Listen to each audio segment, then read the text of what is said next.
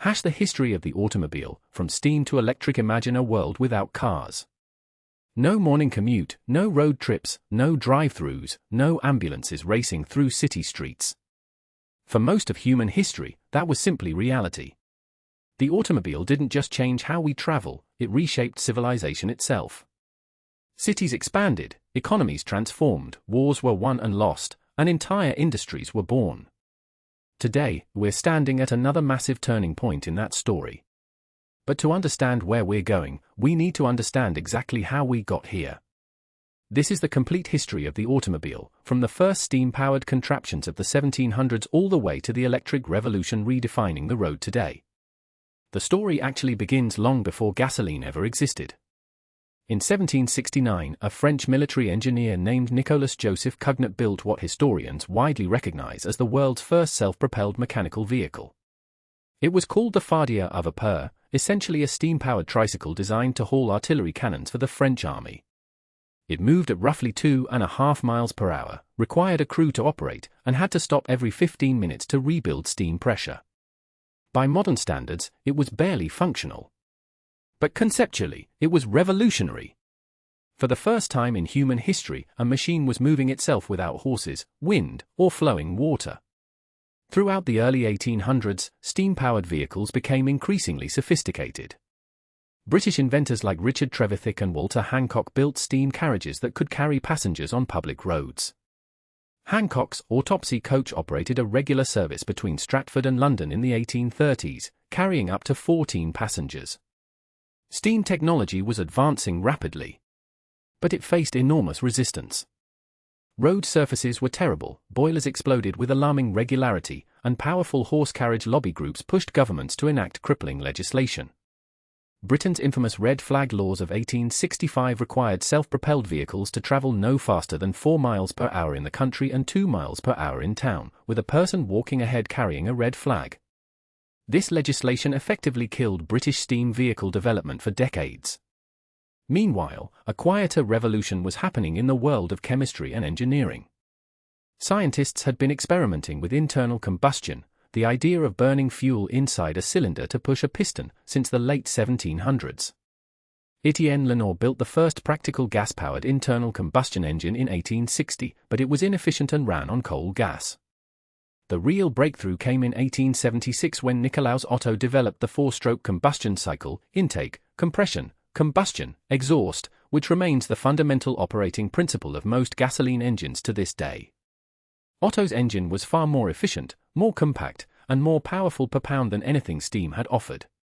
Two of Otto's former employees, Gottlieb Daimler and Wilhelm Maybach, took that engine and miniaturized it. In 1885, they mounted a compact gasoline engine onto a wooden bicycle frame and created the Reitwagen, widely considered the world's first true motorcycle. That same year, just 60 miles away and completely independently, Carl Benz was building something even more significant. His Benz patent Motorwagen, completed in 1885 and patented in January 1886, is universally recognized as the world's first true automobile, a purpose-built, gasoline-powered, three-wheeled vehicle designed specifically for road transportation. It had a single-cylinder 4-stroke engine producing about 2/3 of 1 horsepower and reached a top speed of 10 miles per hour. In 1888, Carl's wife Bertha Benz secretly borrowed the car without permission and drove it 66 miles from Mannheim to Pforzheim, completing the first long-distance automobile journey in history and proving to the world that the automobile was genuinely practical. The 1890s and early 1900s saw an absolute explosion of automobile development across Europe and America. Dozens of manufacturers emerged almost overnight. Panhard at Levasseur in France established the basic layout we still use today: engine in front, transmission in the middle, drive to the rear wheels. Michelin introduced pneumatic tires for automobiles in 1895. Ransom Olds opened the first dedicated automobile factory in America in 1901, producing the curved Oldsmobile on a primitive assembly line. But the industry was still fragmented, expensive, and largely a toy for wealthy enthusiasts. That was about to change forever. Henry Ford didn't invent the automobile. What Ford invented was the automobile for everyone. When the Model T launched in 1908, it cost $850, still expensive, but far less than competitors. Then Ford introduced the moving assembly line at his Highland Park plant in 1913, and everything changed. Production time for a single Model T dropped from over 12 hours to just 93 minutes. By 1924, a Model T cost just $260. Ford was paying his workers $5 a day, enough that they could actually afford to buy the cars they were building. Between 1908 and 1927, Ford sold over 15 million Model T automobiles. The car had become a mass-market product, and American society would never be the same. The 1920s and 1930s brought tremendous refinement. General Motors introduced the annual model change, creating the concept of automotive fashion and planned obsolescence. Synchromesh transmissions made gear changing easier. Hydraulic brakes replaced mechanical ones. Closed steel bodies replaced open touring designs. Cars became more reliable, faster, and more comfortable. Even through the Great Depression, automobile ownership continued to spread because the car had become economically essential for getting to work, moving goods, and sustaining daily life in the sprawling new suburbs that cars themselves had made possible. The post-World War II era saw the automobile reach its absolute cultural peak. American car culture exploded with tail fins, chrome, and V8 engines. The interstate highway system, authorized by President Eisenhower in 1956, transformed America into a car-dependent nation by design. In Europe, affordable small cars like the Volkswagen Beetle, the Citroën 2CV, and the Mini democratized car ownership across the continent. Japan entered the global market with fuel-efficient, reliable vehicles from Toyota, Honda, and Datsun, eventually disrupting American dominance during the oil crises of the 1970s. Those oil crises of 1973 and 1979 were genuinely transformative moments. When OPEC embargoed oil exports to the United States, gas prices quadrupled and lines stretched around city blocks.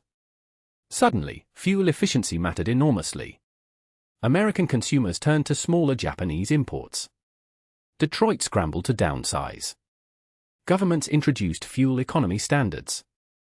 The episode planted important seeds, demonstrating that oil dependency was a fundamental vulnerability at the core of automobile civilization. The 1980s and 1990s brought electronic fuel injection, onboard computers, airbags, anti-lock brakes, and catalytic converters. Emission standards tightened dramatically, and engineers developed increasingly sophisticated solutions to meet them while maintaining performance. The SUV boom of the 1990s redefined the American market yet again, with Ford Explorer and Jeep Grand Cherokee becoming cultural icons. By the year 2000, there were approximately 500 million cars on the world's roads. That number would double to over 1 billion by 2010. But the internal combustion engine, for all its refinement, was facing an undeniable reckoning. Carbon dioxide emissions from transportation were contributing significantly to climate change. Urban air quality was deteriorating in cities worldwide. Oil reserves were finite. And perhaps most importantly, the underlying technology of the gasoline engine, the fundamental combustion cycle developed by Nikolaus Otto in 1876, had been so thoroughly optimized over 140 years that meaningful efficiency improvements were becoming extraordinarily difficult to extract. This is where the electric vehicle story becomes genuinely fascinating, because electricity was never new to the automobile. In fact, electric cars outsold gasoline vehicles in the United States around 1900. Early electrics were quieter, cleaner, easier to start, and smoother than their gasoline counterparts. By 1912, there were over 30,000 electric vehicles registered in America. The problem was range and charging.